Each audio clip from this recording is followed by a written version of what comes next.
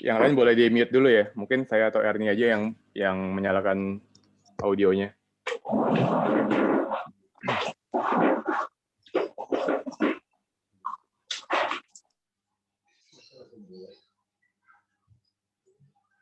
Bapaknya kami Ya nggak apa-apa. Saya unmute pribadi. Oke, teman-teman semua, sebelum saya mulai, slide saya kelihatan nggak?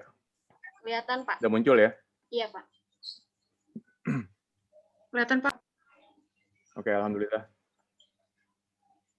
Ya, jadi untuk mempersingkat waktu juga ya. Ini masih ada feedback di suaranya. Bentar, masih ada yang... Oke, nggak ada ya. Ya, bismillahirrahmanirrahim. Assalamualaikum warahmatullahi wabarakatuh. Waalaikumsalam warahmatullahi wabarakatuh. Alhamdulillah, hamdan katsiran thayyiban mubarakan fi kama yuhibbu rabbuna wa yarda. Asyhadu an la ilaha illallah wahdahu la syarika lah wa asyhadu anna Muhammadan abduhu wa rasuluh. Wa ba'd. Bentar saya ngubah video saya dulu, ini kebalik.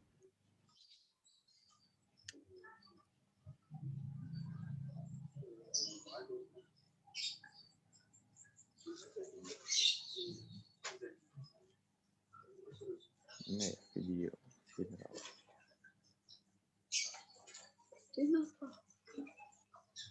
Oke. Ya udah mirror.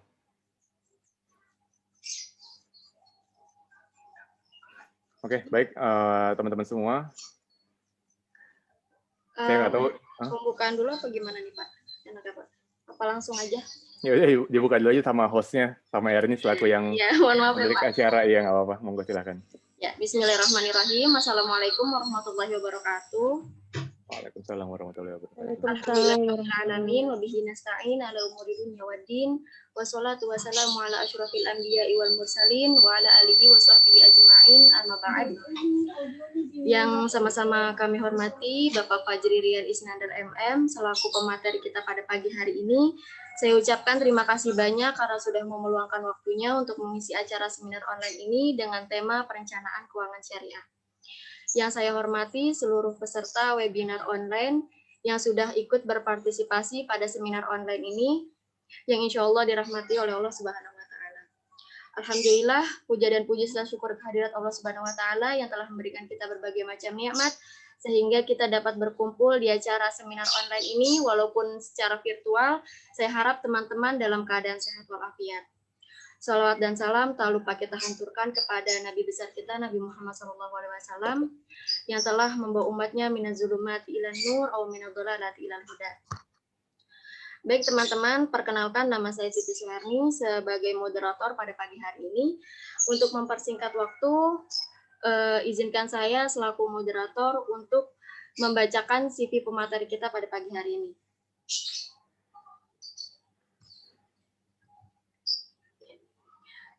Untuk pemateri kita pada pagi hari ini, nama Bapak Fajri Rian Isnandar.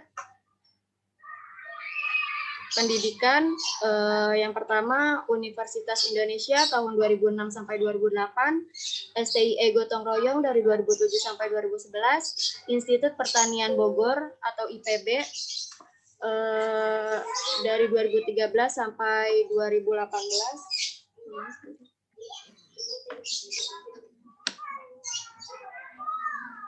Pengalamannya Head of Corporate Secretary PT Jamkrindo Syariah dari Januari 2021 sampai sekarang, dan permanen University Lecturer Universitas Islam 45 Bekasi Maret 2019 sampai Januari 2021, E-commerce Led PT Industri Jamu dan Farmasi Sido Muncul Tbk dari April 2019 sampai Januari 2020, AIA Indonesia Employee Benefit Specialist Januari 2018 sampai Oktober 2018, Asisten Manajer Multinasional Business Development April 2017 sampai Desember 2017, Account Manager PT Asuransi Jiwa InHealth Indonesia Mandiri InHealth Februari 2017 sampai Maret 2017, Bancassurance Spesialis PT Asuransi Takaful Umum dari Februari 2016 sampai Desember 2016, Founder Project Manager and Graphic Designer, Egghead Production, Self-Employed,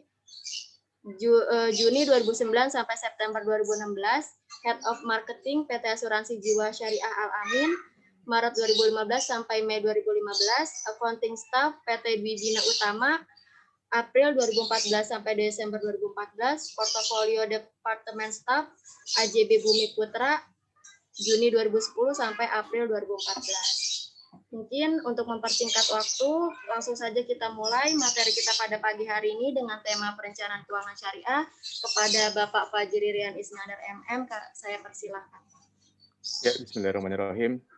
Pertama-tama saya ucapkan terima kasih kepada sebutannya moderator maupun host ya, Siti Suherni. Iya, Pak. Yang telah yang pertama pasti yang telah mengenalkan saya dan telah membacakan CV saya secara singkat tapi padat gitu ya. Dan berikutnya juga saya ucapkan terima kasih kepada Erni lagi karena mempercayakan materi atau mempercayakan penyampaian dalam hal webinar ini terkait materi perencanaan keuangan syariah yang insya Allah dalam waktu 1 jam ke depan atau 1,5 jam ke depan akan kita bahas bersama-sama atau akan kita diskusikan bersama-sama. Dan juga saya ucapkan terima kasih yang sebesar-besarnya kepada teman-teman semua sebagaimana hadis Rasulullah, lam yashkurillah man lam yashkurin nas, tidaklah dikatakan bersyukur kepada Allah bagi yang tidak bersyukur kepada manusia. Rasa syukur kita kepada Allah tentu dalam mengucap alhamdulillah, segala puji bagi Allah, dan rasa syukur saya ataupun kita kepada manusia dengan mengucap terima kasih. Itu merupakan salah satu bentuk untuk kita memberikan apresiasi berupa rasa syukur kepada manusia sama makhluk Allah. Dan saya ucapkan terima kasih kepada para peserta yang hadir. Saat ini kurang lebih ada 30 peserta ya, di luar saya sebagai pemateri. Walaupun berdasarkan info dari Erni, lebih dari 30 ini yang mendaftar, yang mudah-mudahan ini udah maksimal yang hadir. Kalaupun masih ada yang mau masuk, silakan ya, feel free ya, karena host di Erni. Saya nggak tahu ini apakah perlu admit dulu, atau apa ada perlu izin dulu nggak ntar? Enggak, Pak, langsung masuk aja. Langsung masuk, oke. Okay. Yes. Jadi nanti mungkin kita ada semacam ini ya, rules of the game ya, di mana kalau mau tanya jawab nanti aja di akhir materi, karena materinya singkat sebenarnya. Ini ada berapa ya? Isinya cuma dikit sih, cuma 3 gitu ya, nggak banyak gitu. Jadi saya cuma nyampein secara singkat aja. Mungkin kalau ada teman-teman yang di Unisma pernah bareng saya, pernah bertemu dengan saya secara tatap muka langsung ataupun secara via Zoom di kelas gitu ya, pasti paham lah, saya kebanyakan lebih mayoritas menyampaikan sesuatu based on dari pengalaman gitu ya. Tapi pada pagi hari ini mungkin pengalaman nggak terlalu saya banyak masukkan, cuma apabila ada pertanyaan terkait pengalaman, feel free to raise hand ya. Jadi di sini saran saya nanti untuk tanya jawab jangan langsung unmute ya, mudah-mudahan sih kalau ada yang mau bertanya gitu ya. Tapi mudah-mudahan apa yang saya sampaikan ini cukup kompleks, jadi bisa tersalurkan apa yang teman-teman inginkan dari hadirnya di webinar pada pagi hari ini.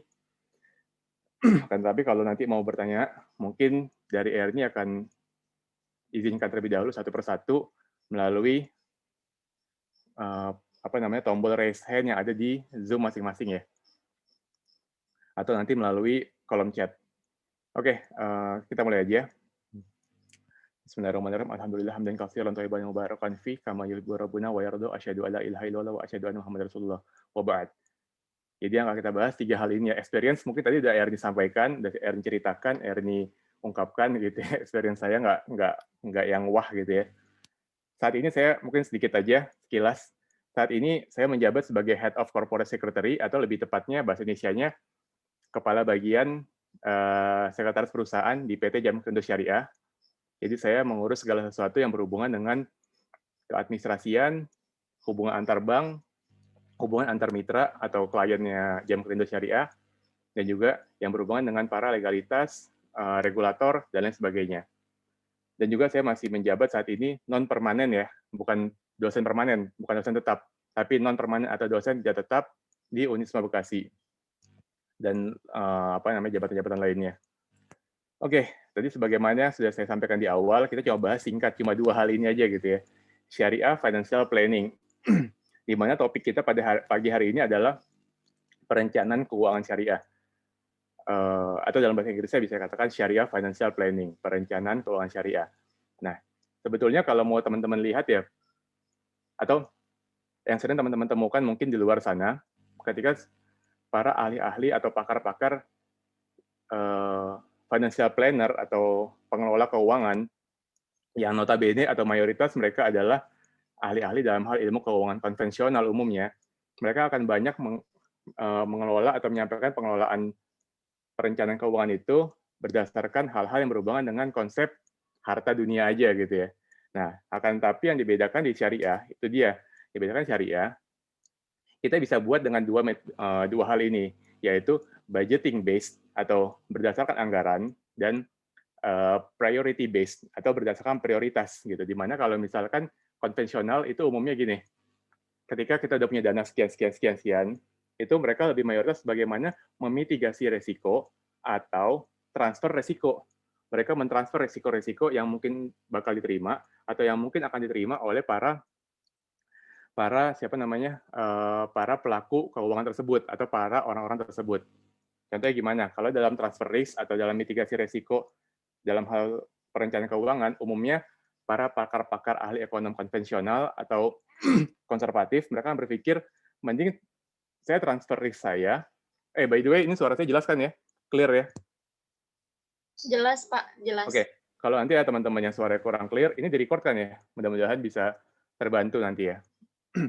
Jadi kalau dalam dunia keuangan konvensional, mereka umumnya akan mayoritas banyak mitigasi resiko itu dengan menggunakan metode transfer risk. Mereka mentransfer resiko keuangan yang suatu waktu bisa aja terjadi. Misalkan contoh, pencari nafkahnya wafat atau tutup usia.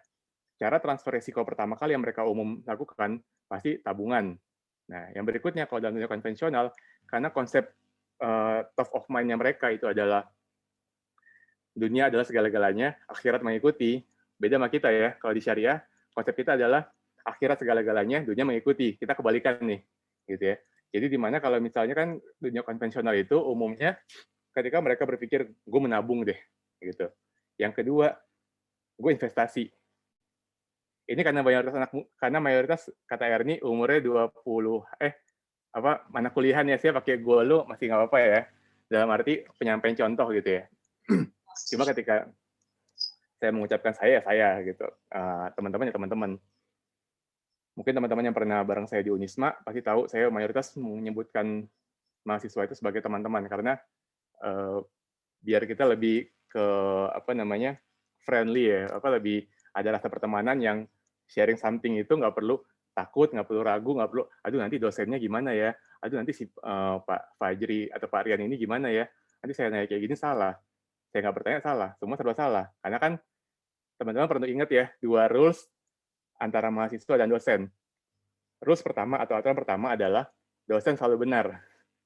Yang kedua adalah ketika dosen salah, lihat lagi rules yang pertama atau aturan yang pertama. Jadi itu yang sering kita temukan tuh gitu. Makanya kalau saya selalu menggunakan tanpa saya mengurangi rasa hormat saya ke semua bapak dan ibu dosen di luar sana ya. Tapi yang saya gunakan konsepnya adalah kita adalah teman gitu. Jadi saya sharing antar pertemanan. Nah, jadi dalam dunia konvensional yang pertama tadi kita balik lagi ke materi kita ya. Yang pertama tadi mereka berpikir kepada tabungan. Yang kedua, mayoritas mereka berpikir kepada investasi. Baik itu investasi jangka pendek, menengah maupun jangka panjang. Yang ketiga nih, ini sangat sering banget digunakan oleh para financial planner, yaitu transfer resiko dari kemungkinan adanya resiko tutup usia atau resiko tidak produktifnya lagi si pencari nafkah adalah transfer resiko dengan menggunakan metode asuransi. Gitu. Karena dalam asuransi ini mereka sudah berpikir udah mencakup ketiga hal ini. Adanya tabungan, adanya investasi, dan adanya penggantian resiko ketika suatu waktu si pencari nafkah, si ayahnya atau si bapaknya yang umumnya adalah sebagai kepala keluarga yang mencari nafkah secara utama, dia nanti tidak produktif lagi. Nah, bagaimana semisal pengeluaran harian, rutin bulanan, atau bahkan tahunan, investasi, dan lain sebagainya tidak tercukupi. Untuk itulah mereka transfer resikonya tersebut ketika si pencari nafkah itu tutup usia atau tidak produktif lagi, mereka selalu umumnya mentransfer resiko atau mengajarkan cara transfer resikonya kepada asuransi. Itu yang biasa kadang disampaikan oleh para financial planner yang metodenya adalah konsep konservatif atau konvensional yang umumnya kepada berpikir dunia gue kejar maksimal, akhirat udah pasti ada, ngikutin gitu. Kalau kita usahakan ya, saya selalu menanamkan kepada diri saya pribadi dan juga kepada teman-teman semua di sini, selalu yakini bahwa kejar akhirat maksimal, yakini Allah pasti ngasih sesuatu itu uh, sesuai dengan apa namanya, seberapa maksimal kita mengejar akhirat, maka dunia mengikuti. Kalau saya sih biasa menyampaikan ke teman-teman semua di kelas ya dulu ya, firman Allah Subhanahu wa taala, wa may yattaqillaha yaj'al lahu makhraja wa yarzuqhu min haitsu la yahtasib. Atolak ayat 2 dan 3, ayat 2 terakhir dan 3 awal. Barang siapa yang bertakwa dengan Allah, kepada Allah dengan sesungguh-sungguhnya takwa, pasti Allah beri solusi, pasti Allah beri jalan keluar. Dan ayat 3-nya, wa yarzuqhu min haitsu la yahtasib. Dan Allah akan memberikan rezeki dari arah yang nggak pernah kita duga. Sederhananya ketika kita kejar takwa sesungguh-sungguhnya, yakinlah pasti Allah ngasih, ada masalah kita lebih mudah diurai sama Allah. Ada kita punya masalah baik itu dari sisi keluarga, dari sisi keuangan dan lain sebagainya, pasti akan Allah permudah berikan sinyal-sinyal nih gitu. Baru ketiganya rezeki. Dan rezeki itu jangan berpikir Pak, kalau kita sebagai seorang muslim jangan rezeki itu kita berpikir hanya kepada konsep uang uang uang atau harta gitu ya. Usahakan rezeki itu kesehatan juga rezeki, apalagi dalam masa pandemi seperti saat ini nih. Di kantor saya yang sekarang itu banyak banget tiba-tiba dalam 1-2 minggu, 3 minggu, atau sebulan sekali ada yang terpapar COVID, positif, dan sebagainya. Nah, akhirnya kan kalau kita berpikir kita selalu sehat, itu rezeki yang sangat susah kita dapat di zaman pandemi saat ini. Jadi itu yang saya harapkan teman-teman sebagai seorang muslim dan muslimah, yang insya Allah senantiasa pasti kalian cinta sama Allah, dan semoga Allah pun mencintai kita semua, itu untuk berpikir bahwa rezeki itu nggak semata-mata ketika kita bertakwa, terus Allah cuma ngasih saya sehat, tapi Allah nggak ngasih saya rezeki, itu salah. Tapi berpikirlah bahwa ketika kita sehat, kita jadi semakin maksimal untuk mencari rezeki, kita semakin maksimal untuk berpikir bagaimana investasi, bagaimana mengelola keuangan, bagaimana cara mendapatkan rezekinya, kayak gitu. Oke, jadi dalam hal apa namanya perencanaan keuangan syariah, itu saya bagi menjadi 2, yaitu budgeting based atau berdasarkan anggaran, dan yang kedua adalah berdasarkan prioritas. Mohon maaf ini nggak ada background apa-apa ya di slide-nya. jujur, saya baru bikin pagi ini slide-nya. Jujur. Mohon maaf, jangan sangat. Oke, tadi agak sedikit lambat karena saya baru bikin apa namanya template slide ini baru saya bikin baru pagi ini, gitu. Makanya agak sedikit lambat masuknya. Nah, yang pertama, dalam budgeting base itu yang perlu kita sebelumnya. Dalam budgeting base ini sebetulnya ada 5 tahap yang perlu kita ketahui atau perlu kita lalui. Tahap yang pertama adalah wealth creation. Nah, wealth creation ini adalah bagaimana cara kita membentuk suatu aset. Kita membentuk suatu aset nih. Atau dalam hal mendapatkan suatu aset. Jadi cara mendapatkan atau membentuk suatu aset. Mungkin masih bingung ya? Saya beri contoh aja. Misalkan teman-teman dengan bekerja, untuk teman-teman membeli suatu aset, teman-teman perlu bekerja, contoh gitu. Atau contoh lagi yang paling gampang, saya beri contoh langsung ya. Analoginya adalah, misal teman-teman mau membeli sebuah kendaraan bermotor. Mau itu kendaraan roda 2 ataupun roda 4. Pasti teman-teman perlu bekerja. Sehingga kita sebagai seseorang yang bekerja tadi, sebagai seorang muslim yang bekerja, kemudian kita akan mendapatkan gaji, atau mungkin honor, baik itu bulanan, ataupun tahunan, atau enggak secara periode, atau periodik, untuk mendapatkan wealth-nya ini. Kita yang menciptakan atau yang membuat creation, atau meng-create si wealth ini. Meng-create, kalau wealth itu bahasa mudahnya, apa ya, kemakmuran lah ya. Karena biasa pandangan seseorang ya, pandangan manusia ketika seseorang itu memiliki kendaraan bermotor, ketika seseorang itu memiliki aset, baik itu aset tidak bergerak maupun aset yang bergerak. Maksudnya aset bergerak ini adalah aset yang bisa mudah dijual ya. Dalam dunia akuntansi pada tahu semua dong. Kalau aset yang tidak bergerak itu adalah aset-aset yang biasa umumnya digunakan sebagai investasi. Seperti misalkan saham syariah, sukuk, emas gitu ya. Emas sebenarnya bisa dikatakan bergerak maupun tidak bergerak karena gampang dijual, ataupun bisa juga disimpan untuk jangka panjang.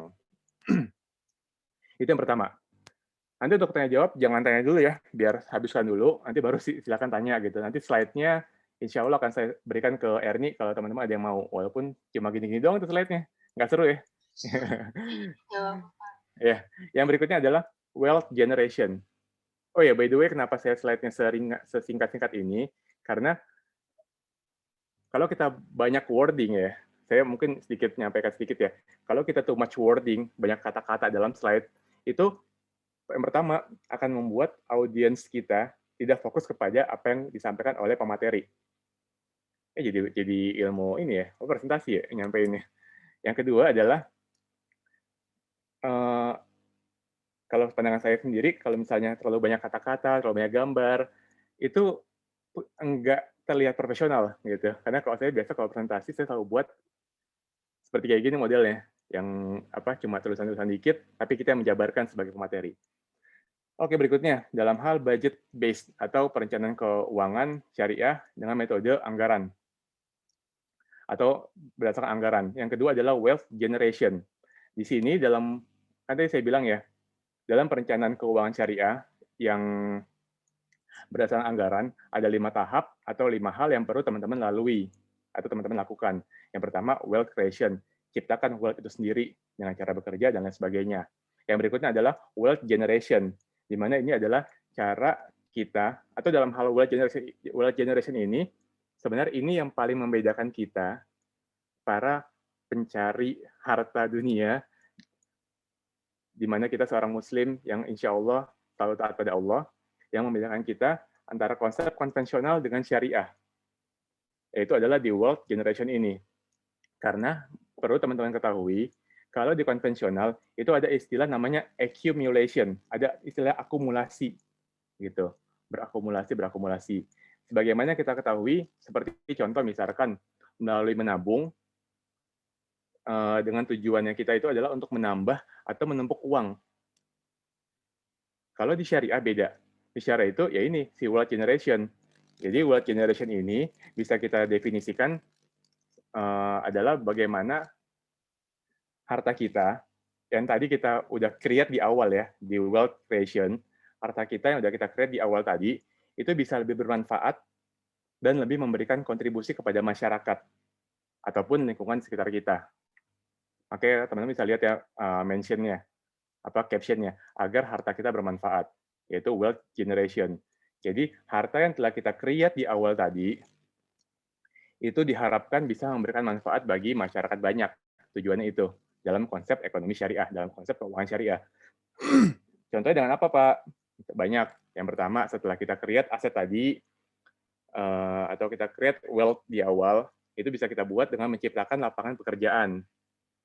Yang kedua, kita bisa buat investasi usaha, kita bisa menjadikan aset yang sudah kita miliki, baik itu dalam bentuk tadi yang saya bilang bergerak maupun yang tidak bergerak, itu untuk investasi usaha yang udah ada. Karena dalam wealth generation, kita memberikan orang yang mungkin punya usaha, suatu modal atau investasi. Bagi kita investasi, bagi orang itu modal, kayak gitu. Yang ketiga adanya wealth generation ini, bahwa harta yang telah kita create di awal itu bisa kita kontribusikan dalam hal voluntary, dalam hal volunteer. Misalkan contoh, Pak, saya waktu pertama kali nggak bisa nge-create harta nih, Pak. Bagaimana, Pak? Oke, kamu create kemampuan kamu. Itu wealth juga. Misalkan gimana? Kamu create, saya mampu apa, Pak? Saya mampu, misalkan contoh sales gitu ya. Atau saya mampu menulis. Saya mampu membuat laporan keuangan atau dan lain sebagainya yang berhubungan dengan hal itu. Ya udah, kita voluntary, kita jadi volunteer untuk membantu usaha orang, untuk membantu intinya supaya tujuannya bermanfaat bagi masyarakat banyak. Itu dalam hal keuangan syariah, bukan perencanaannya ya, tapi perencanaan tadi saya bilang ada dua. Ada budget based sama priority based. Baru yang ketiga kita masuk ke muncul. Oke, yang ketiga adanya wealth preservation.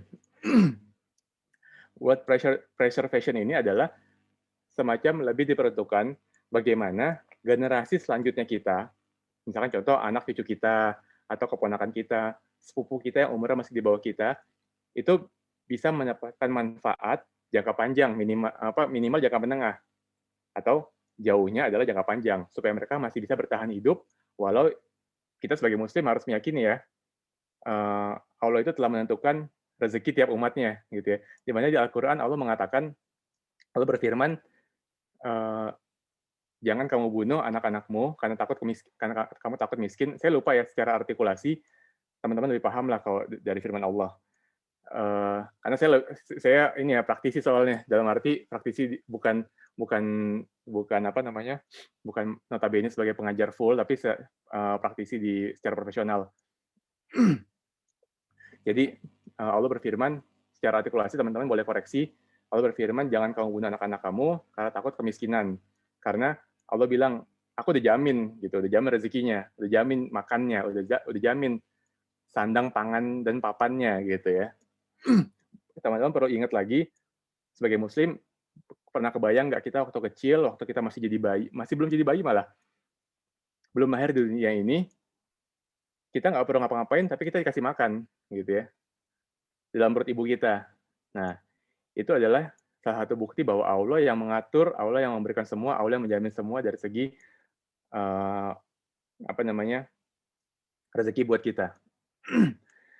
Nah, terkait wealth preservation ini, itu sebenarnya tadi saya bilang ya, supaya harta yang udah kita create, ataupun harta yang tadi udah kita siapkan buat generation, itu bisa juga digunakan untuk jangka panjang keturunan di bawah kita. Misalkan contoh dalam hal ini bisa kita buat sebagai investasi pendidikan. Misalkan kita udah siapkan tabungan pendidikannya, terus kita udah siapkan misalkan pembelajaran ilmu-ilmu buat mereka jangka panjang. Kalau nggak salah pernah ada suatu tulisan, ini ungkapan yang ibu saya pernah nyampein dulu waktu saya kecil. Ibu tuh nggak pernah bisa ngasih kamu harta gitu, tapi ibu bisa ngasih kamu pena yang bisa kamu gunakan buat kamu mencari harta. Nah itu, dalam arti, itu sebenarnya salah satu, mungkin ini kata-kata atau kalimat orang yang di luar sana ya, yang ibu saya copy paste gitu ya. Tapi ini bisa kita gunakan sebagai filosofi bahwa kita bisa memberikan investasi pendidikan nggak cuma dalam bentuk tabungan harta, tapi kita bisa memberikan dalam hal ilmu kayak gitu. Apalagi kalau kita bisa memberikan akidah kepada anak kita. Nah, jadi dalam hal wealth preservation ini itu tujuannya semisal nanti suatu saat kita udah nggak produktif lagi. Terus tapi kita dengan si wealth preservation ini kita sudah memberikan sedikit bantuan yang dapat meringankan kebutuhan keturunan kita dari segi investasi mungkin, dari segi tabungan ataupun tabungan pendidikannya seperti itu. Lalu yang berikutnya, yang keempat, apa namanya, tahapan yang berikutnya dalam hal budget based untuk perencanaan keuangan syariah adalah wealth distribution. Dalam wealth distribution ini seperti cara bagaimana supaya harta kita bisa habis gitu ya. Jadi baik semasa kita hidup maupun semasa kita kelak tutup usia.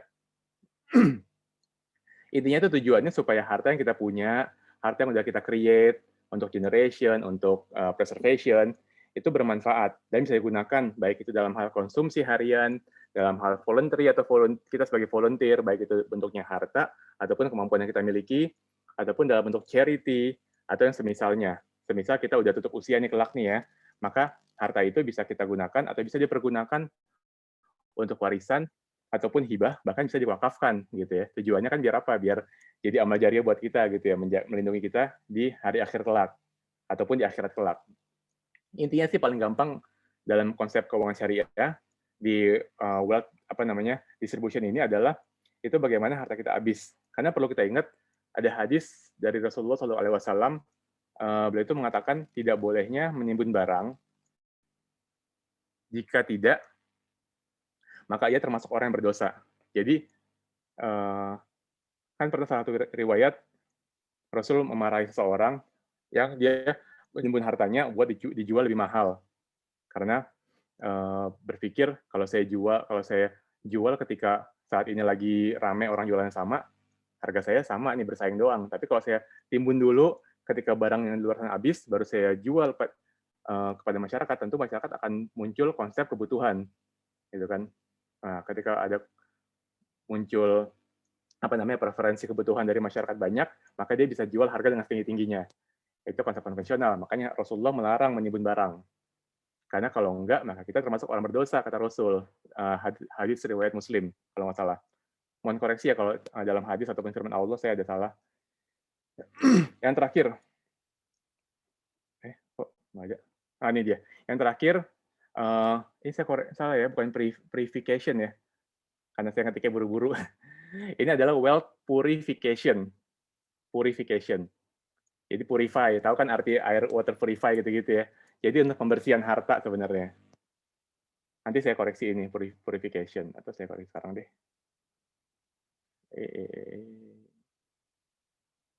Ya, oke. Nah, di sini wealth purification. Jadi ini adalah alur terakhir dari 5 alur tadi. Yang pertama, kita meng-create harta buat generation buat generation atau buat bermanfaat di masyarakat banyak. Terus buat generasi berikutnya. Yang keempat tadi untuk distribusinya kemana kita ketahui juga. Yang kelima ini adalah ini, untuk purification, untuk pembersihan harta. Jadi ini adalah tujuannya supaya harta yang udah kita create dan lain sebagainya itu juga ada peruntukannya untuk zakat atau untuk membersihkan harta kita. Jadi kita harus merencanakan nih dalam segi budgeting atau anggaran kelima hal ini. Kita create dulu hartanya, baru kita rencanakan 4 berikutnya tahapannya. Untuk pemanfaatan masyarakat banyak, terus untuk generasi kita berikutnya, lalu yang keempat, distribusikan sesuai yang tepat dan habis, jangan menimbun barang gitu ya. Terus yang kelima adalah pembersihan hartanya. Melalui apa? Umumnya melalui zakat, ataupun melalui ziswaf atau zakat infak sedekah wakaf ya. Ataupun bisa melalui sedekah haji sebenarnya bisa gitu ya. Tapi ingat, dalam hal konsep keuangan syariah, kita perlu mengetahui bahwa bukan berarti kalau sumber keuangan kita itu nggak halal, atau sumber keuangan kita itu haram, contoh misalkan, mohon maaf nih, sumber keuangan yang kita cari, yang kita create di awal, itu kita dari bank konvensional. Tentu Allah nggak terima tuh hal itu, sekalipun kita bersihkan dengan zakat, gitu ya. Karena dari hadis yang diriwayatkan oleh Abu Hurairah, kalau nggak salah, Rasulullah SAW pernah bersabda, mengatakan bahwa sesungguhnya Allah itu kan maha baik, dan tidak menerima kecuali segala sesuatu yang tidak baik ya. Kalau nggak salah firman Allah deh dalam hadis. Tapi saya mohon maaf, hadis atau firman saya lupa, tapi yang pasti hadis dari riwayat Abu Hurairah mengatakan seperti itu, bahwa Allah itu maha baik dan tidak terima hal-hal yang baik, dan tidak menerima sesuatu yang tidak baik. Dalam arti apa? Ketika kita mendapatkan harta dengan cara yang tidak baik, dengan cara mencuri, dengan cara riba, gharar maupun maisir, maka itu jelas haram. Dan ketika kita menyalurkan harta tersebut kepada ziswaf ataupun zakat maupun sedekah, berarti kan kita memberikan kepada akhirat kita, walaupun kita nggak memberikan kepada Allah, karena nggak ada manfaatnya bagi Allah yang maha kaya. Akan tetapi, harta itu tentu tidak akan diterima oleh Allah, karena jelas harta itu riba, dari gharar, dari maisir, dari mencuri, dan lain sebagainya. Dan jelas itu haram. Gitu. Jadi, Rasulullah pernah mengatakan juga, pernah ada riwayat Rasulullah mengatakan, sorry ini kok ada feedback ya? Suara saya masih jelas kan ya? Masih Pak, masih jelas. Ya. Oke. Iya, jadi Rasulullah pernah mengatakan, dalam satu riwayat, Rasulullah menyebutkan, ada seseorang yang melakukan perjalanan panjang, rambutnya kusut, terus bajunya kotor, lusuh, lalu dia mengangkat tangan ke langit, wahai Robku, dia mengatakan seperti itu, akan tetapi makanan yang dia terima itu haram, minuman yang dia minum adalah haram, lalu perutnya yang dia isi itu berdasarkan dari hal-hal yang haram. Kata Rasulullah, bagaimana Allah mau mengabulkan doanya kayak gitu ya? Karena isi dalam perutnya itu haram gitu kan, kayak gitu. Nah, akan tetapi zakat di sini yang dimaksudkan dalam hal wealth purification itu adalah dari tahap kita creation sampai ke purify-nya, ke pembersihannya, purification-nya, itu harus halal. Kita meng-create harta wealth-nya dengan cara yang halal, dapatnya pun halal, lalu pemanfaatan untuk masyarakat banyak juga memanfaatkan untuk yang hal-hal yang halal, baru yang kita tinggalkan, yang kita siapkan, yang kita investasikan untuk generasi berikutnya adalah juga hal yang halal juga kita siapkan, yaitu investasi yang halal ataupun tabungan yang halal. Berikutnya, pendistribusiannya pun, cara penghabisannya pun harus dengan cara-cara yang halal dan tidak ditimbun. Jelas kata Rasulullah, barang siapa yang menimbun harta, maka dia berdosa. Kalau jelas dosa, jelas haram. Yang terakhir adalah zakat ini memang menghabiskan terakhir finalisasi dalam hal perencanaan keuangan berdasarkan anggaran dari yang halal, kayak gitu. Itu demikian kurang lebih terkait perencanaan keuangan syariah dalam hal budget based atau berdasarkan anggaran. Sekarang kita masuk ke yang kedua. Karena ini sudah 38 menit ya. Tadinya kita janjinya sejam ya. Mudah-mudahan bisa lebih cepat. Oke, masuk ke mana? Ini dia. Berikutnya, priority based.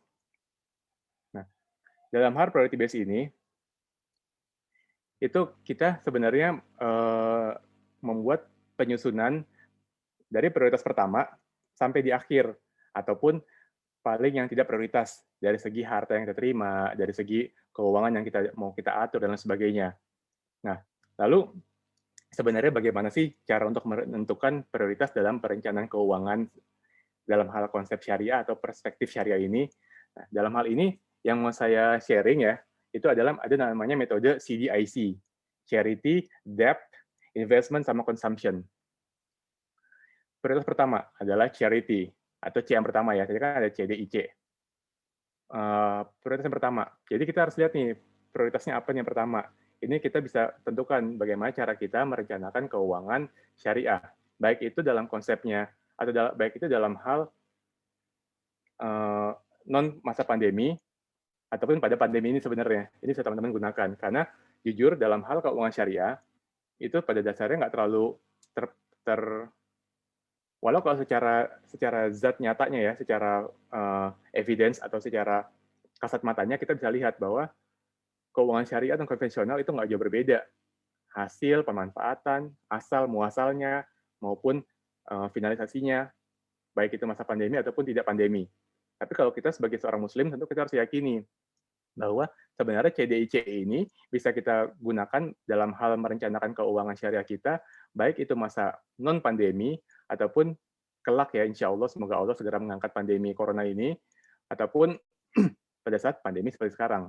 Yang pertama, prioritasnya adalah harus teman-teman siapkan adalah C-nya, yaitu charity. Charity di sini itu umpama ziswaf, zakat, infak, sedekah, wakaf. Nah, jadi kita sebagai umat muslim harus utamakan dulu hal ini nih. Pak, tapi saya nggak bisa wakaf, Pak. Ya nggak apa-apa, tapi antara ini ziswaf gitu lah. Zakat, infak, sedekah, wakaf. Yang mana bisa teman-teman salurkan? Sedekah aja, Pak. Sedekah misalnya cuma 2.000 perak, Pak, atau 1.000 perak, atau 500 perak. Atau bahkan Rasul mengatakan kan, senyum itu juga ibadah gitu kan, sedekah juga. Dengan senyum aja, membuat teman-teman kita, lingkungan kita bahagia, kita sudah bersedekah, walaupun hanya dengan ikhtiar senyum gitu kan.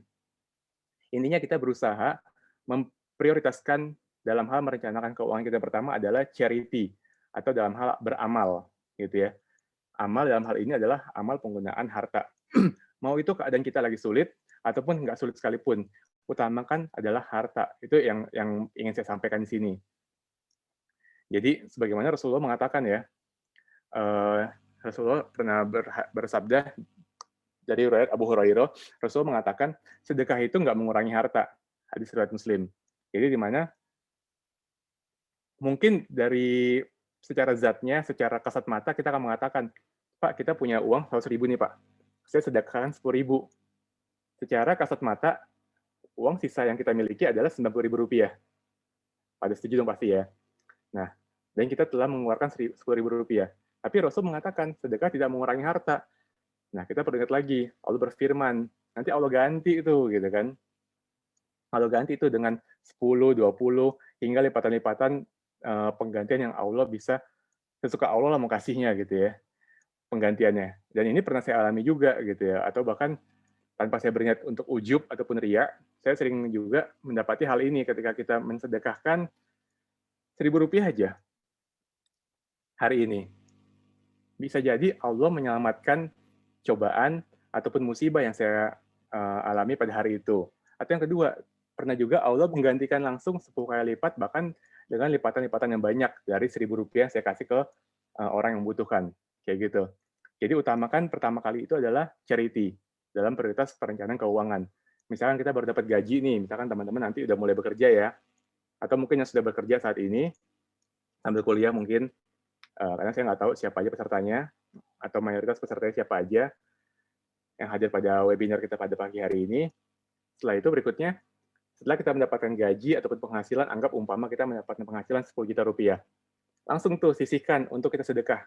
Baik itu sedekahnya kita potong per hari, atau sedekah langsung kita berikan jebret ke suatu lembaga, yayasan, atau bahkan ke orang-orang yang membutuhkan. Karena yakinlah Rasulullah mengatakan, Rasul bersabda dalam hadis riwayat Abu Hurairah, sedekah tidaklah mengurangi harta. Kita harus yakin, karena ketika kita yakin pada hal-hal yang telah disampaikan oleh Rasulullah SAW, itu sama aja kita sudah bertauhid kepada Allah Subhanahu wa Ta'ala. Lalu yang berikutnya, setelah tadi kan C, D, I, C, berikutnya adalah D atau debt. Debt ini adalah utang. Atau bisa kita umpamakan, kita harus memprioritaskan yang kedua setelah tadi zakat, infak, sedekah, wakaf. Yang tahapan berikutnya kita rencanakan adalah setelah kita mendapatkan penghasilan, kan namanya perencanaan keuangan ya. Kita webinarnya topik webinar kita bukan cara mendapatkan keuangan syariah, bukan ya. Tapi webinar kita adalah cara merencanakan keuangan syariah. Jadi cara perencanaannya nih, kita dapat uang sekian, kita kemana aja nih pos-posnya, kita posting kemana aja. Kalau dari priority based, berdasarkan prioritas, yang berikutnya adalah debt. Kita bayar utang ataupun tagihan-tagihan. Jadi ziswaf tadi bisa aja kan kita yakini sebagai ikhtiar dalam kita melunasi utang.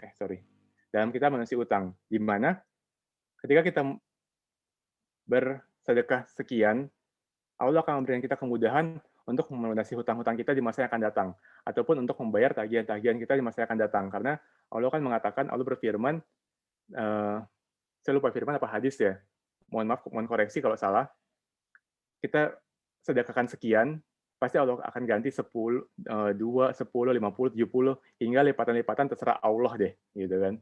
Nah, jadi kalau Allah menggantikan dengan lipatan-lipatan terserah Allah, berarti apa? Berarti kita akan bisa mampu untuk membayar utang, kalau kita punya utang. Kita akan mampu untuk membayar tagihan-tagihan. Tagihan-tagihan di sini maksudnya adalah apa? Itu semisal kebutuhan-kebutuhan rumah tangga, kayak tagihan listrik, atau yang masih yang masih mengontrak atau ngekos, itu bisa untuk kita bayar kos-kosannya atau kontrakannya, ataupun kebutuhan-kebutuhan harian semisal makan 2-3 kali sehari dan lain sebagainya, kebutuhan-kebutuhan lain yang semisal.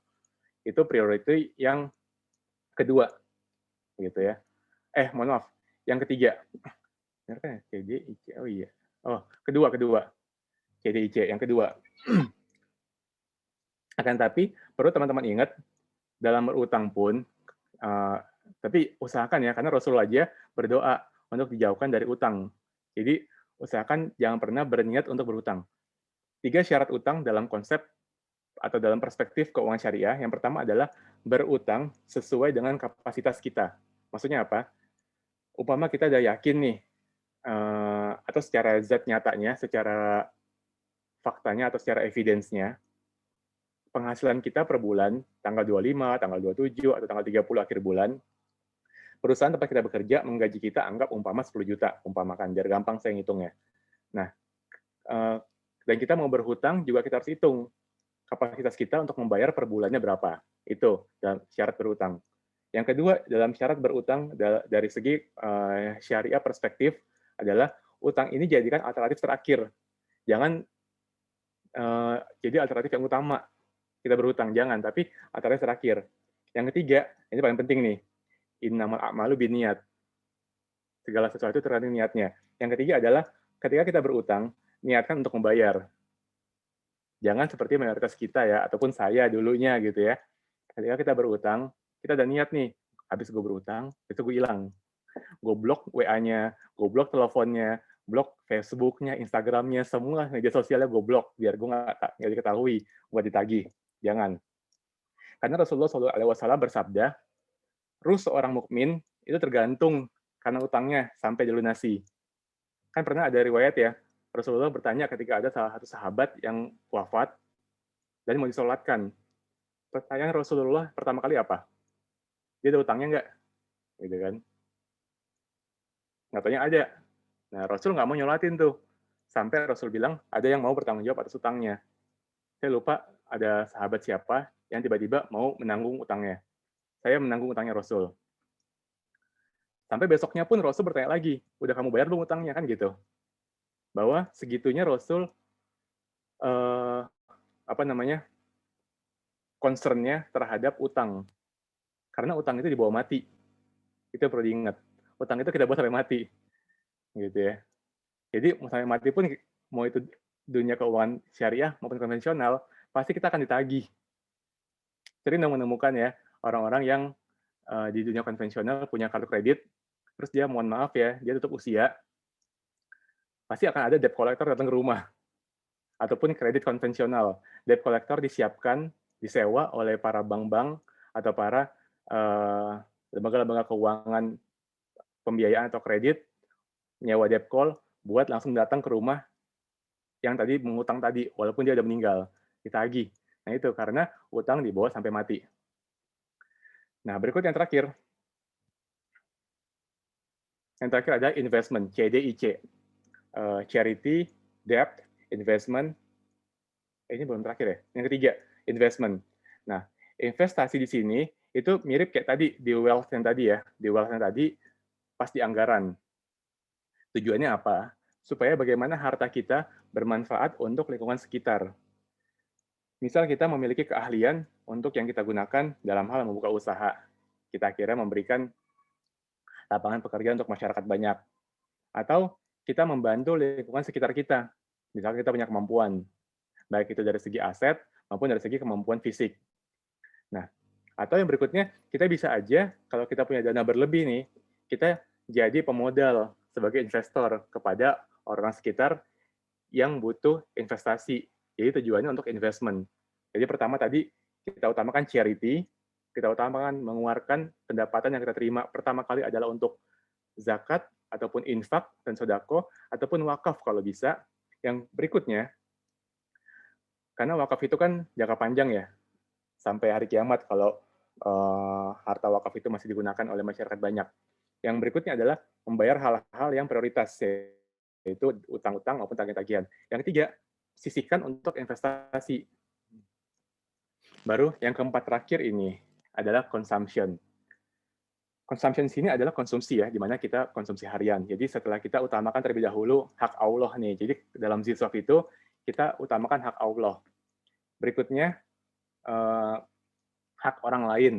Dalam hal ini tagihan-tagihan. Karena Rasulullah bersabda hak orang lain ini seperti utang tadi. Siapa saja yang berutang dan dia tidak bersungguh-sungguh untuk melunasinya, kata Rasul, maka orang tersebut akan bertemu Allah sebagai seorang pencuri.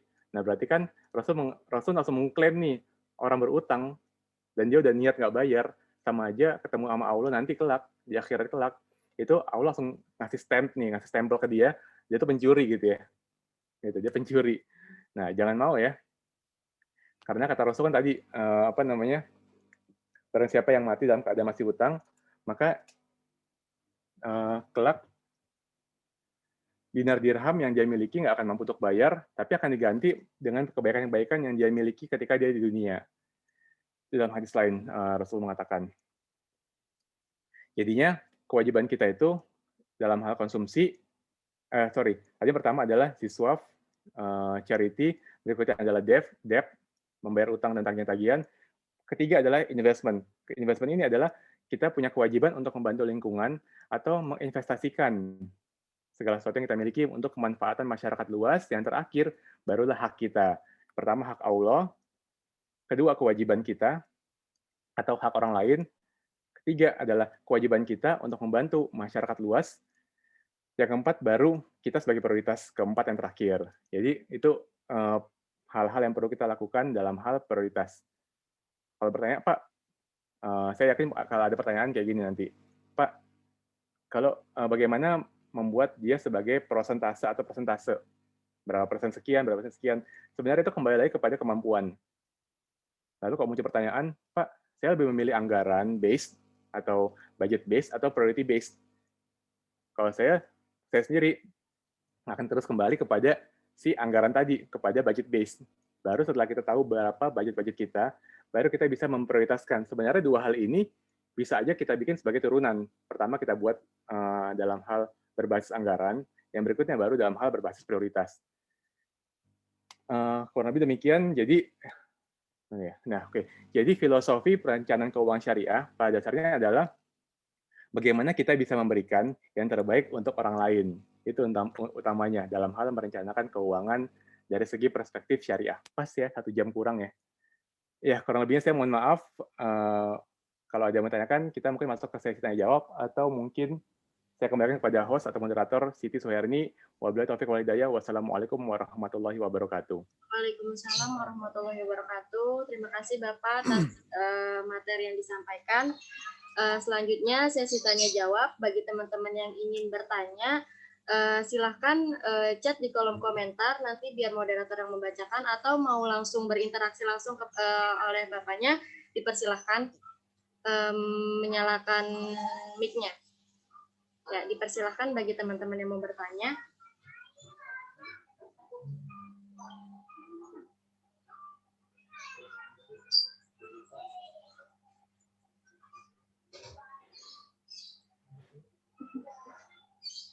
Ya, ini langsung aja ya Pak, langsung ini aja, setiap ada pertanyaan langsung dijawab aja. Jawab. Gitu Pak. Iya.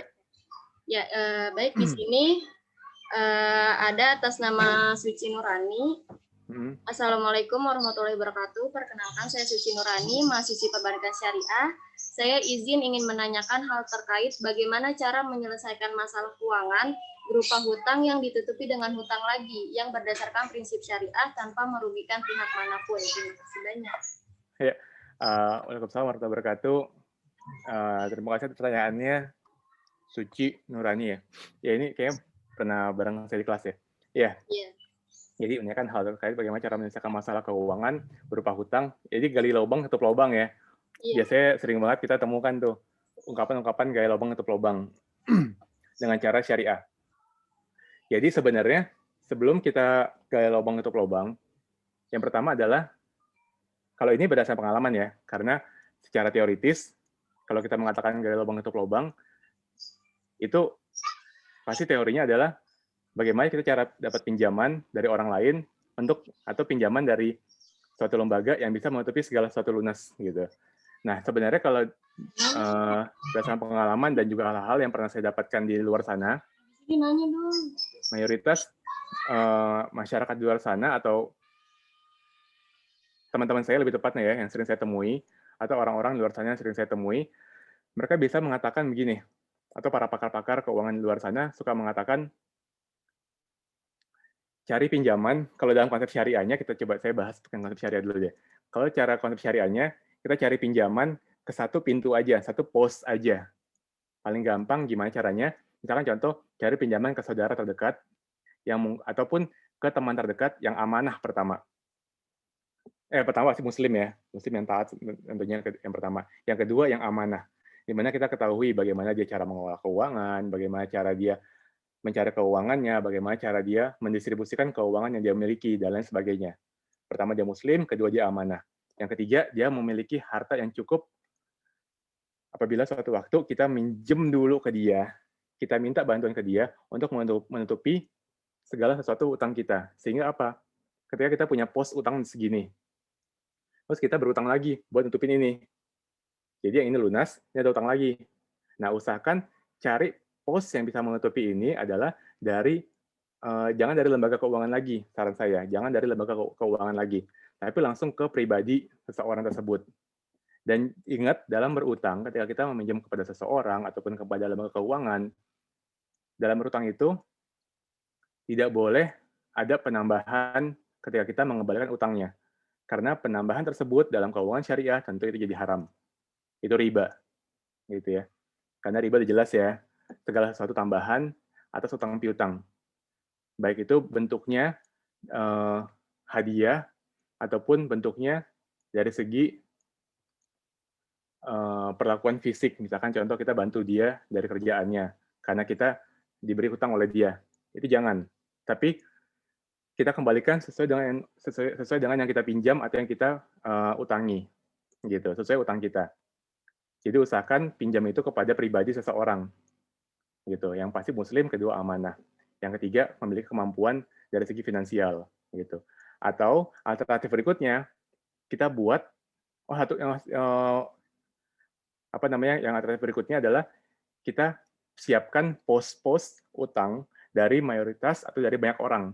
Akan tetapi Ingat, Rasul dalam hadis beliau Shallallahu Alaihi Wasallam mengatakan, ketika dua orang yang bertransaksi atau berutang piutang atau bermuamalah dalam bentuk utang piutang, mereka itu harus membuat atau menyiapkan satu orang sebagai pencatat dan saksi.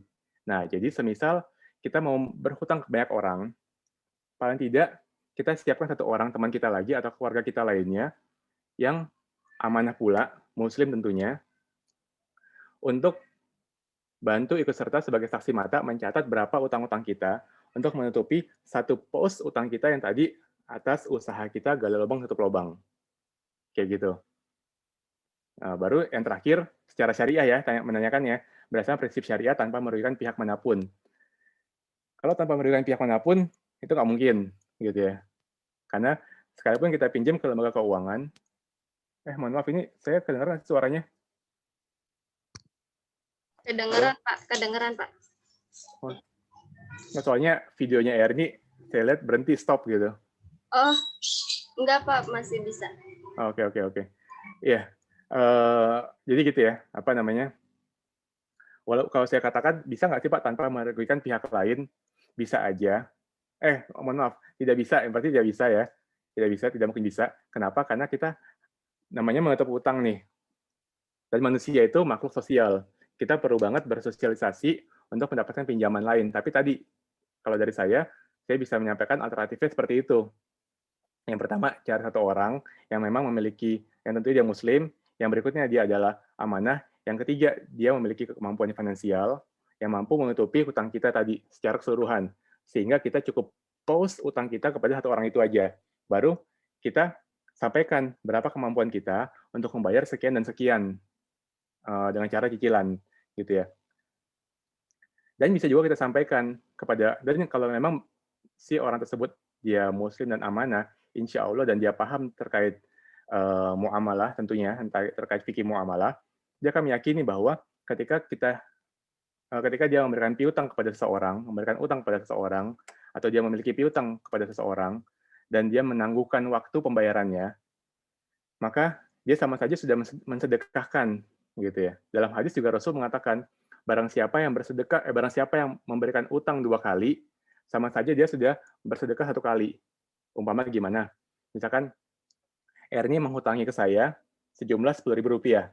Pada dasarnya, di akhirat kelak, insya Allah telah mencatatkan Erni bersedekah kepada saya, atau berinfak kepada saya Rp5.000, atau separuhnya, kayak gitu. Alternatif yang berikutnya tadi, cari pinjaman ke beberapa pos. Tentunya pertama muslim, amanah, dan punya kemampuan finansial. Dan ditambah juga siapkan satu orang pencatat, ataupun diri kita pribadi kalau kita meyakini diri kita amanah, kita catat utang kita kepada si A berapa, kepada si B berapa, kepada si C berapa. Dan lihat lagi analisis tadi kepada budget based. Kita lihat lagi kepada anggaran yang kita mampu, berapa penghasilan bulanan kita, untuk kita menutupi satu pos tadi berdasarkan ambil dari beberapa pos orang-orang di luar sana. Dan yang terakhir, sebenarnya paling utama sih ya, berdoa kepada Allah. Berdoa kepada Allah, minta utang kita dilunasi. Itu sih. Semoga bisa bantu menjawab ya, siapa tadi namanya Suci. Ya Pak, terima kasih. Untuk yang pertanyaan kedua, di sini ada dari Adinda. Assalamualaikum, saya ingin bertanya bagaimana caranya agar saya tetap bisa menabung sedangkan gaji per bulan saya hanya cukup untuk menutupi kebutuhan sehari-hari saja seperti membayar kos, makan, dan kebutuhan lainnya. Ya, terima kasih atas pertanyaannya Adinda.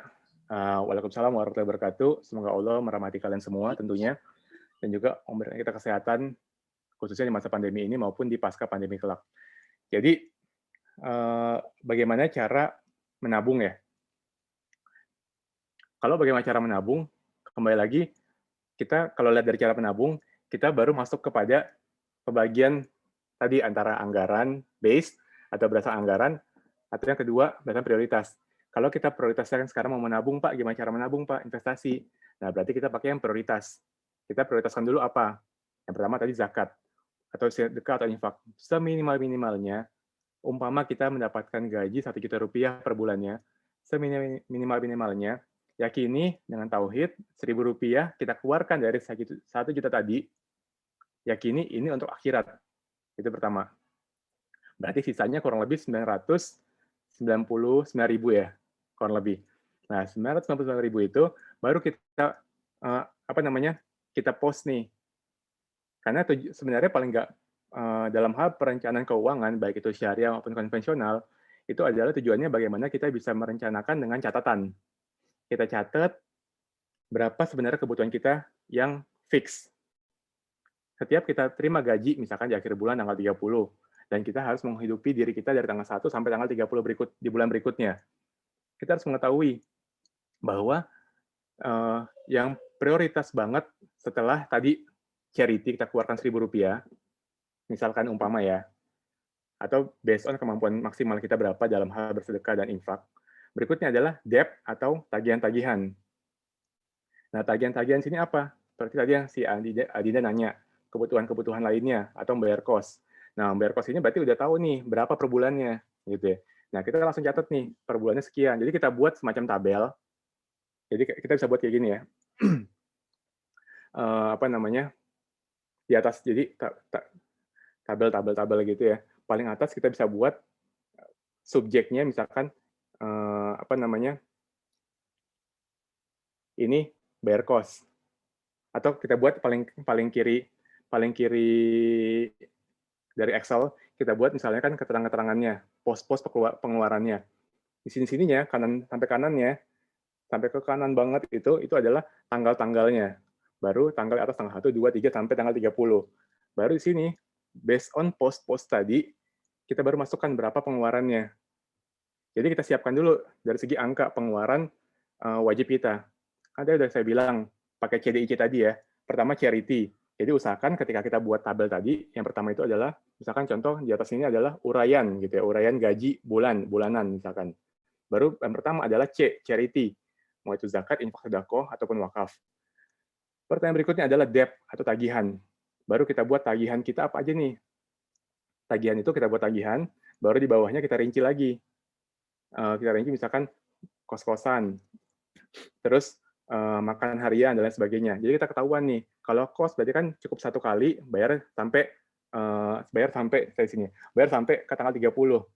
Baru bawahnya apalagi rinciannya, kayak gitu. Sampai yang terakhir baru consumption. Consumption ini adalah makanan kita ataupun yang mungkin kita bisa pakai untuk pribadi kita, misalkan ongkos dan lain sebagainya. Jadi cara mengaturnya itu kita ketahui dulu berapa sebenarnya sih total kewajiban utama kita. Karena saya yakin ya, mayoritas dari kita suka loss nih, suka kelewat ketika kita udah dapat gaji sekian, kita aja suka lupa, saya mau jajan, padahal itu nggak jadi prioritas. Saya mau beli cilok, padahal itu nggak prioritas. Saya mau beli sampel ya, apa sih, yang digulung-gulung gitu tuh, apa itu ya, apalah itu namanya, makanan-makanan kecil-kecilan gitu. Padahal itu bukan prioritas. Nah, jadi hal-hal yang bukan prioritas kita dikebelakangkan dulu. Tapi yang prioritas tadi, jadikan CDIC tadi. Saran saya sih menggunakan metode itu. Charity kita utamakan, berikutnya tagihan-tagihan yang utama seperti bayar kos, bayar makan, saran saya di consumption di bawah. Di C terakhir kan CDIC. Saran saya ketika kita membuat tabel secara tabulasi ya, secara tabel, yang pertama adalah charity, sedekah kita berapa nih? Mau itu kita bikin per hari, atau kita bikin pukul rata selama sebulan. Karena dengan ini yakinlah pasti Allah membuka kita pintu rezeki dan lain sebagainya. Yang berikutnya adalah debt ataupun tagihan-tagihan kita. Tagihan-tagihan yang fix atau yang pasti per bulan dikeluarkan berapa, itu kita catat dulu tuh. Baru investment. Di sini investment jangan catat dulu saran saya. Kita masukkan ke D terakhir dulu, ke C terakhir dulu, yaitu consumption. Berapa konsumsi yang mau kita gunakan? Harian kita makan berapa sih? Gitu. Misalnya kita makan per hari itu 15.000, ya kali 30. Nah, itu dikalikan. Atau kita sehari itu makan, karena 2 kali sehari, anggap 30.000 kali 30 hari. Baru sisanya berapa? Di Excel paling terakhir belakang nih, jumlah total berapa? Di sini masih ada kolom untuk investment belum kita masukkan. Nah, investment sini adalah tabungan. Kita tahu berapa jumlah sini, baru sisa berapa ini, baru kita masukkan ke tabungan. Gitu bisa. Intinya di bawahnya ini kalau bisa secara akuntabilitas jadi 0 gitu. Karena kalau based on anggaran tadi, kita harus distribusikan harta yang kita miliki harusnya jadinya 0. karena tahu kemana aja pos-posnya. Kurang lebih seperti itu, Adinda. Semoga terjawab ya. Terus lanjutnya nih Pak, Assalamualaikum. Perkenalkan nama saya Karimah Anjani dari Stai At-Taqwa Bekasi. Saya ingin bertanya, bagaimana cara mengelola keuangan yang bagi generasi zaman now, apalagi yang belum memiliki pekerjaan, Pak? Jadi mungkin belum memiliki pendapatan gitu kali ya, Pak? Iya, paham. Ya, terima kasih Arni. Ya, waalaikumsalam warahmatullahi wabarakatuh. Karimah Anjani. Saya baca ulang pertanyaannya ya. Saya ingin bertanya bagaimana cara mengelola keuangan bagi kita generasi zaman now, apalagi yang belum memiliki pekerjaan. Bagaimana cara mengelola keuangan ya. Nah, berarti ini kan dari jajan gitu ya. Dari jajan gimana cara kita kelola. Kalau saya, kalau dikatakan terkait topik kita adalah perencanaan keuangan syariah, tentu kita harus tahu prioritas apa yang paling utama sampai yang terakhir atau yang tidak paling prioritas dari jajan yang kita terima dari orang tua kita. Misalkan umpama orang tua kita memberikan per bulan kita adalah Rp600.000. Umpama gitu per bulan jajan kita. Nah, kita harus tahu nih pos-posnya lagi. Sekalipun kita itu belum bekerja gitu ya, masih kuliah dan masih dapat jajan apalagi, tetap yakini sedekah berapapun yang kita keluarkan pasti Allah ganti. Yakin dan tidak akan mengurangi harta yang kita miliki. Jawaban saya sebenarnya akan sama seperti apa yang tadi saya jawab di siapa tadi namanya Adinda. Prioritaskan dulu sedekah atau infak kita. Berikutnya, kita tahu nih tagihan-tagihan kita. Nah, tagihan di sini kita lihat, kita punya nggak sih tagihannya apa? Misalkan contoh ya, umpama anak kuliahan itu nggak dibayari lagi sama orang tuanya untuk pulsa atau paket data. Atau setahu saya sekarang, nggak tahu ya pemerintah masih ngasih nggak ya bantuan subsidi paket data, saya nggak tahu. Cuma kalaupun udah nggak dapat, berarti kan teman-teman bisa memfungsikan, bisa mempost atau bisa menempatkan sejumlah jajan tadi pada pengeluaran bulanan berupa paket data. Jadi pokoknya tagihan-tagihan di sini itu maksudnya adalah, atau saya ulang ya, sebenarnya apa yang saya sampaikan tadi terkait budget based maupun priority based itu sebenarnya sudah menjawab sih seharusnya semua pertanyaan teman-teman ya, mudah-mudahan. Tapi saya coba review ulang lagi. Jadi kalau orang yang masih dapat jajan, itu sebenarnya sama juga seperti orang dapat gaji, di mana dia harus menempatkan posisi-posisi mana keuangan dia fungsikan. Yang pertama buat sedekah, utamanya itu wajib banget, saya sarankan dengan sangat, itu wajib banget. Mau cuma Rp1.000 per bulan, nggak ada masalah. Itu wajib banget dikeluarkan. Karena tadi hadis Rasulullah mengatakan, sedekah tidak mengurangi harta. Itu utama banget, perlu teman-teman yakini. Yang berikutnya adalah tagihan-tagihan apa nih? Tagihan pulsa, tagihan paket data. Nah, terus Pak, saya ada tagihan buat bayar Mobile Legends, Pak. PUBG, Pak. Itu buang dari situ. Itu bukan tagihan utama. Buang tagihan itu. Baru berikutnya, kita harus tahu posting berikutnya ada investment. Nah, kalau kita berpikir investment ini kita nggak wajib karena kita masih dibiayai orang tua, oke, boleh dikesampingkan. Kita ganti pos kepada tagihan berikutnya atau kepada konsumsi kita harian. Karena perlu kita ingat juga, konsumsi harian kita itu nggak cuma sekedar makan atau jajan kita di sekolah, apa di kampus. Tapi kita harus tahu juga bahwa konsumsi di sini itu bisa juga pengeluaran kita ketika kita mau beli buku, fotokopi, dan lain sebagainya. Atau yang unpredictable, liability, di mana kewajiban yang nggak kita ketahui, yang nggak bisa, yang dadakan gitu ya. Contoh misalkan handphone rusak, tiba-tiba teman-teman kampus suruh fotokopi, suruh ngeprint, kan dadakan tuh. Nah ini harus kita siapkan posting-posting keuangan di sini dalam segi investment. Nah investmentnya itu CDIC, I-nya ini adalah investasi untuk pengeluaran dana ketika suatu waktu kita dadakan perlu uang. Misal tadi untuk fotokopi, untuk ngeprint, atau misalkan contoh, misalkan Fajri nanti kita ada ini ya, bantu-bantu warga sini karena ini dan ini gitu. Nah, karena kita hal itu udah kita masukkan investment, ini juga untuk kita siapkan karena itu adalah dana dadakan. Jadi investasi yang CDIC tadi, dana investasi ini adalah dana dadakan yang bisa digunakan suatu waktu ketika kita butuh. Jadi di luar tabungan. Kalau kita masih berpikir bahwa Pak, saya masih dibayar orang tua kok, gitu. Kendaraan masih dari orang tua, kayak gitu kurang lebih. Tetap saran saya gunakannya pakai CDIC. C-nya charity, keluarkan sebisa mungkin Rp1.000 minimal sebulan. Terus D-nya bayar tagihan-tagihan yang penting, siapkan tagihan-tagihan. Pokoknya catat dalam merencanakan keuangan, kita udah nggak cuma merencanakan, jangan merencanakan itu dari ini ya, dari alam bawah sadar, alam pikiran ya. Yakin lupa gitu, karena otak kita itu bukan bukan otak komputer atau laptop gitu ya, yang bisa kita simpen kapan bisa kita buka.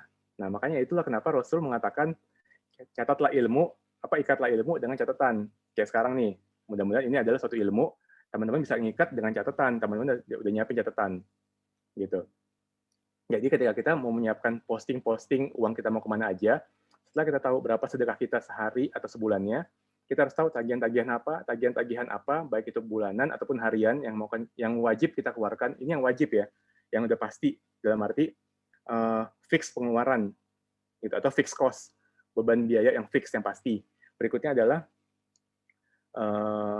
investment. Investment sini kalau bagi anak kuliahan yang masih dapat jajan dari orang tua, investment sini adalah uang dadakan atau uang keperluan yang kita nggak bisa prediksi.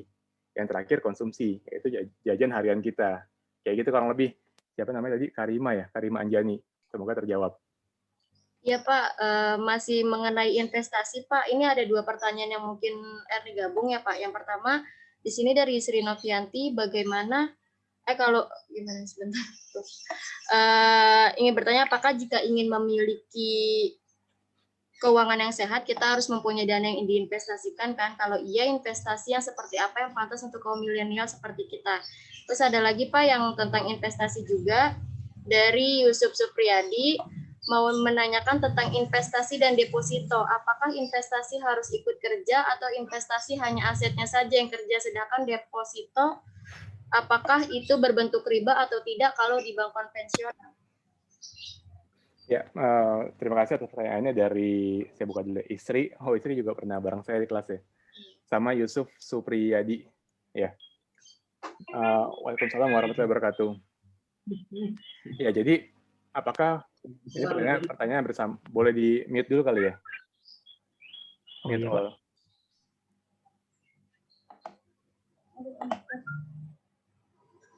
Oke, saya unmute saya. Oke.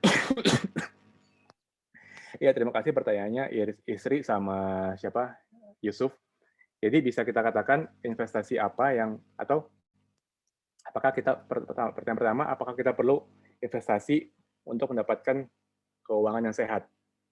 Sebenarnya bisa dikatakan untuk anak muda milenial, jadi perlu teman-teman pahami ya, kalian ini ya kalau kelahiran tahun 96 ke bawah sampai 98 ke atas ya, 96 sampai 98 ke atas, 2000-an sekian itu sampai sekarang, itu kan dikenal sebagai Gen Z ya, Generation Z.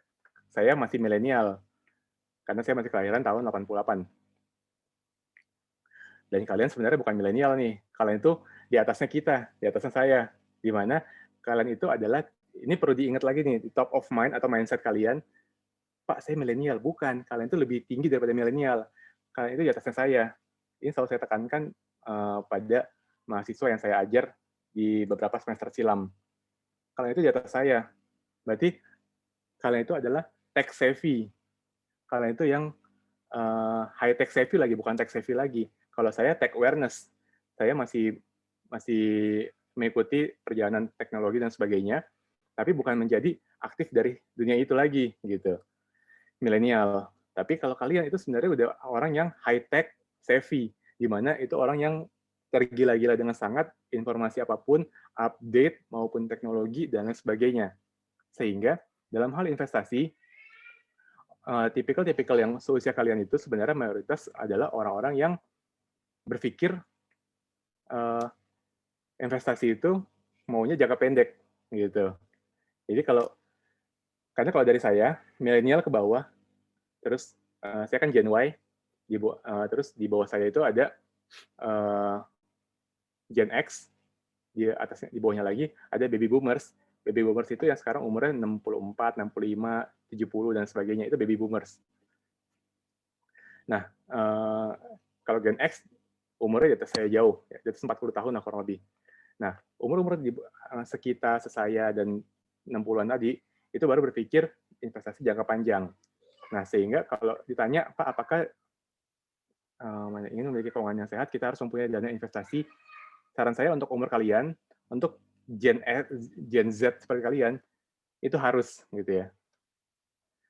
Lalu investasi apa yang pantas atau cocok buat kita?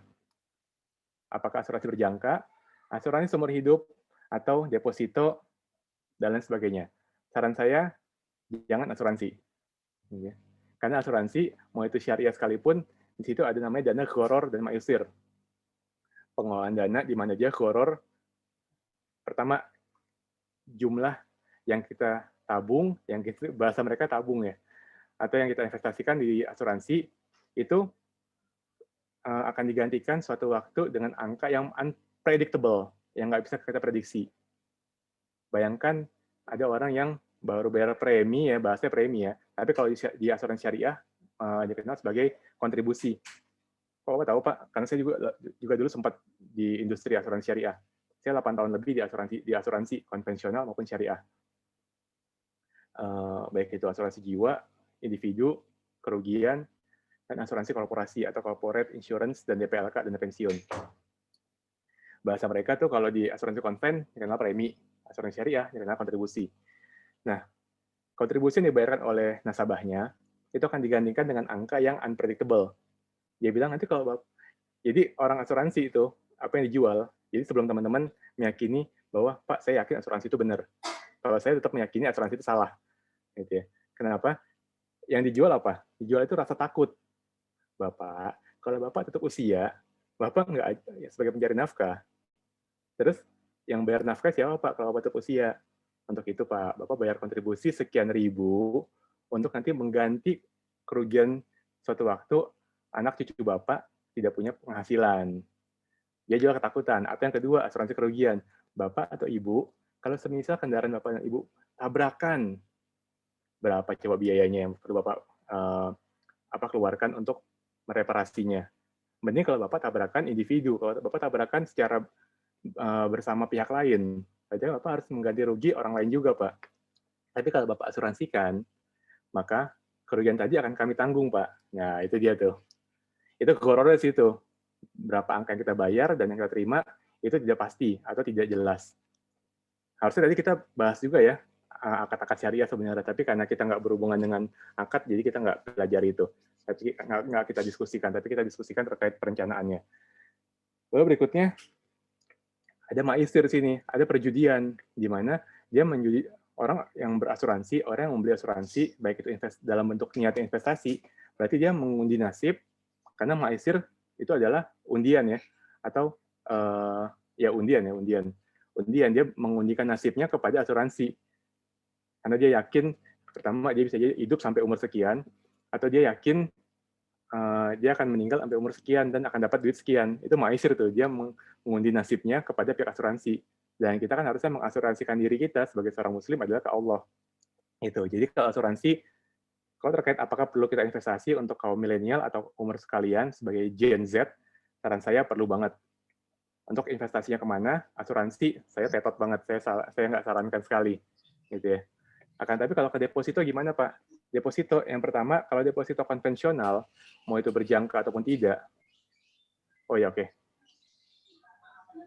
Deposito itu jelas ada ribanya gitu. Tapi kalau yang syariah, itu sebenarnya bisa aja dengan akad tabungan, ada penambahan di situ. Intinya, saran saya investasinya itu lebih baik investasi kepada instrumen-instrumen yang bergerak. Contohnya apa? Misalkan kepada usahanya teman. Selain kita bantu UMKM, bantu usaha teman, tapi di situ kita juga dapat pembagian bagi hasil. Dan kita di situ juga berkontribusi membantu dia, yang insya Allah dapat pahala. Yang berikutnya, kita juga akan punya andil lebih semangat buat membantu mengembangkan usaha dia, karena mengharapkan adanya imbal bagi hasil yang lebih besar ke depannya buat kita. Kurang lebih seperti itu teman-teman untuk investasi dari sudut pandang saya. Pak, sebenarnya ini ada satu pertanyaan lagi, tapi dikirimnya ke saya sih. Jadi di sini perkenalkan saya Hafiz, saya sedang bekerja di Hotel Aston Bekasi. Semisalnya pendapatan saya dari pekerjaan sebelumnya tidak halal, bagaimana cara membersihkannya dari diri saya dan apakah itu mempengaruhi pendapatan saya ke depannya? Terima kasih. Ya, terima kasih. Waalaikumsalam warahmatullahi wabarakatuh. Hafiz, ada pertanyaannya. Bentar dulu. Ya, pertanyaannya, maaf.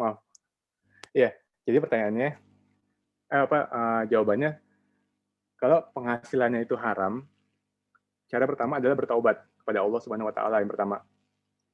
Taubat nasuha ya.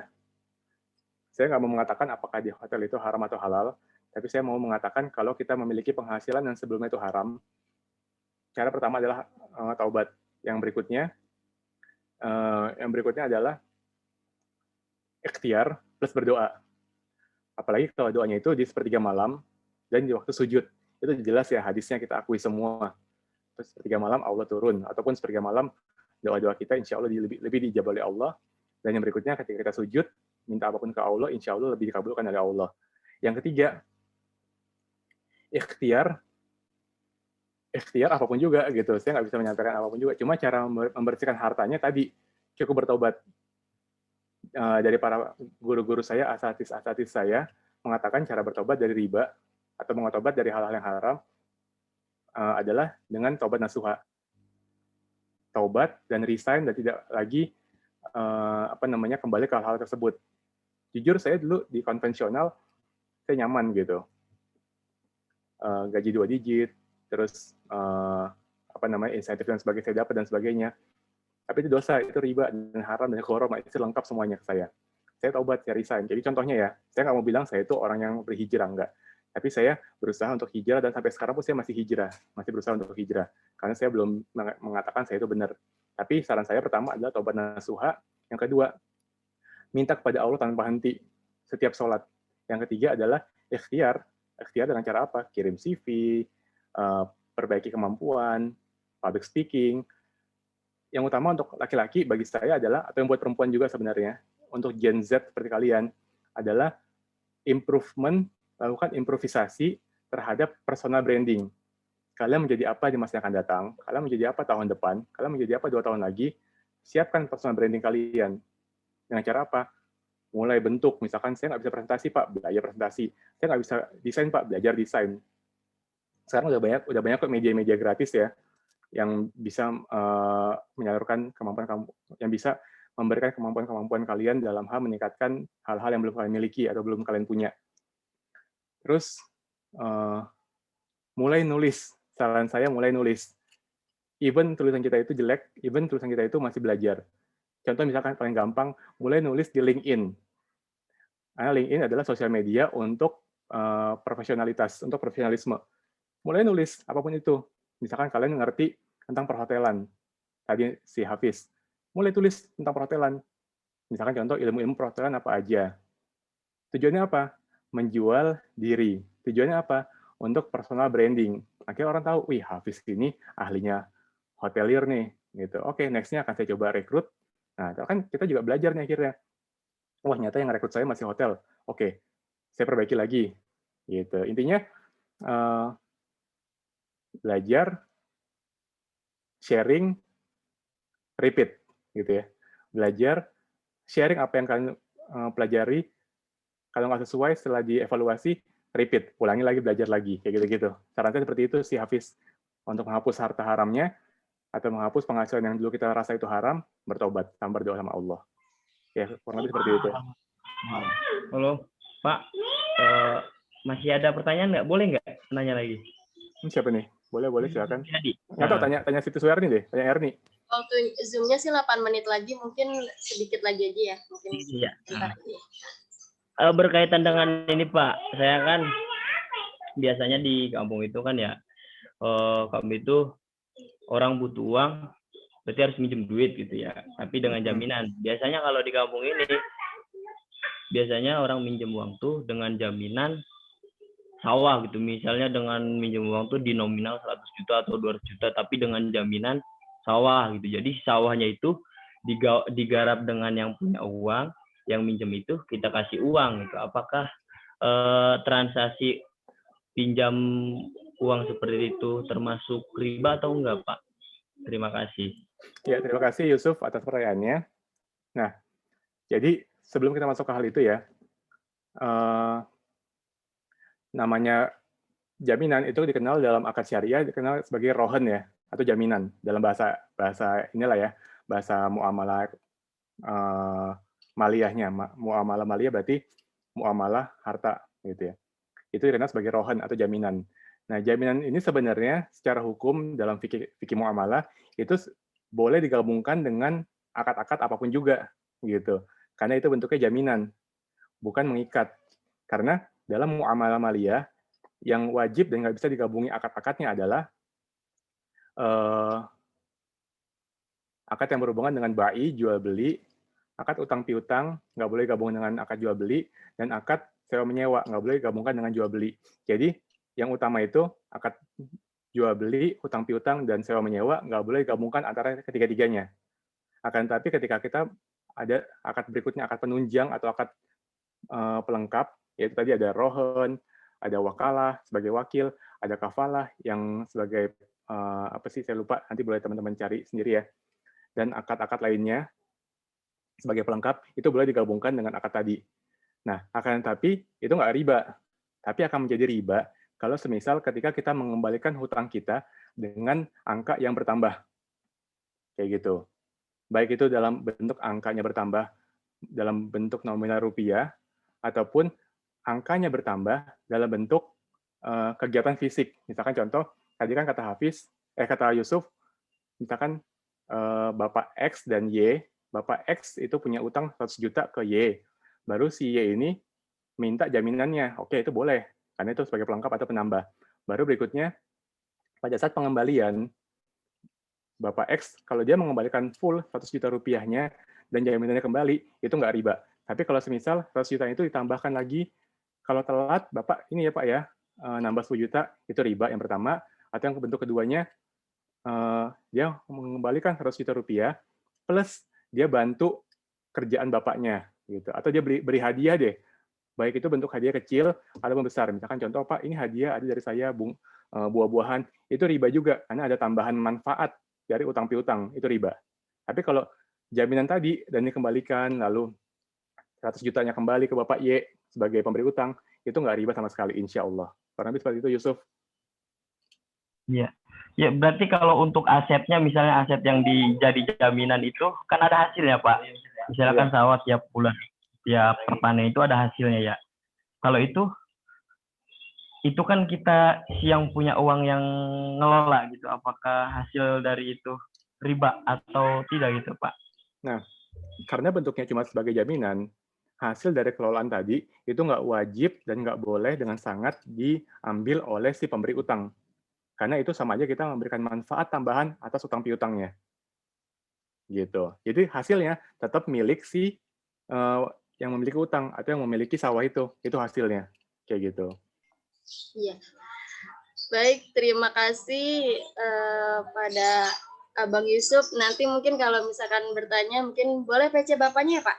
Oh ya, boleh, silakan. Kalau ingin bertanya, karena waktu Zoom-nya terbatas sampai jam 10.20 aja, mungkin sesi berikutnya adalah foto bersama. Saya harap teman-teman mau mengaktifkan videonya untuk sesi foto bersama. Mohon maaf, Bapak, screen-nya boleh ditutup ya. Foto bersama.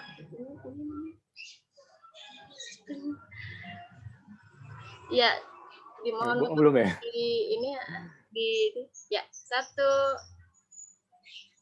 Ya, bentar masih ada yang mau on cam. Ya, 1, 2. Bentar sekali lagi. Belum. Ya, 1, 2, 3. Dah, ya. Sekali lagi saya ucapkan terima kasih banyak kepada Bapak Fajri atas pemaparan materinya, semoga bermanfaat, dan terima kasih banyak untuk seluruh teman-teman yang sudah berpartisipasi. Nanti materinya mungkin akan saya kirim di grup ya. Juga nanti kalau misalnya mungkin ada yang masih mau bertanya kepada Bapak Fajri, mungkin silahkan di PC. Ya, boleh apa ya? Ya, insya Allah boleh, silakan. Ya, baik, terima kasih banyak karena waktunya terbatas. Saya mohon maaf apabila banyak kesalahan. Billahi taufiq wal hidayah. Wassalamualaikum warahmatullahi wabarakatuh. Waalaikumsalam warahmatullahi wabarakatuh. Terima kasih semuanya. Waalaikumsalam. Sehat terus Bapak Fajri.